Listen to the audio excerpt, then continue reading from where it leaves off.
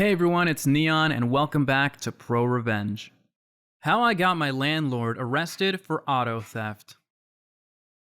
I used to live in a rental townhome. The place was great. It was run by a big company, but they paid an on-site super to run the office, coordinate repairs, etc. When I moved in, it was this nice older retired couple. A few years later, they moved on and the company hired these two young dudes. They were assholes. Recent college grads who looked down on the blue-collar tenants, did loud parties all night, generally ignored the grounds, ignored maintenance requests, etc. But that's not how I got them arrested. In addition to renting the townhouse, you could rent a covered spot. If you did, they gave you a hang tag, and if you didn't have the hang tag, you'd get towed. I had the same car, same spot, and same tag the whole time I lived there. One day, I come out and my car is gone. It was towed for no hang tag. But in the picture, the tow company took it's clearly there. I paid to get it out and complained to the two idiots. They had to call to authorize a tow. Company couldn't just do it on their own.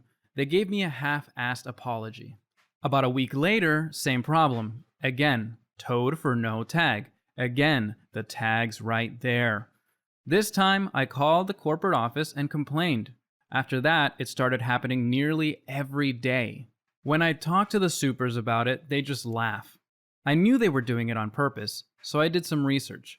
The tow company gave me the names of the people who called it in, and it was mostly one guy, but some the other. The tow company wasn't liable because the landlords had called them, so that was out.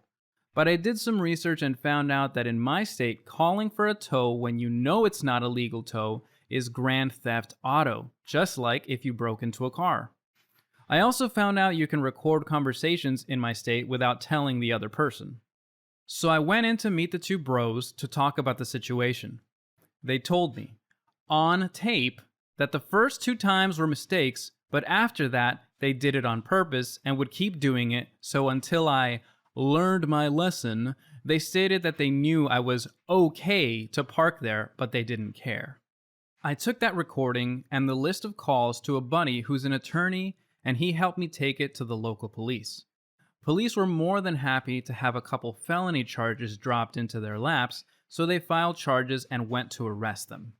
Corporate fired them the same day, refunded all of my fees for getting my car out of hock, and gave me a rental discount for a few months.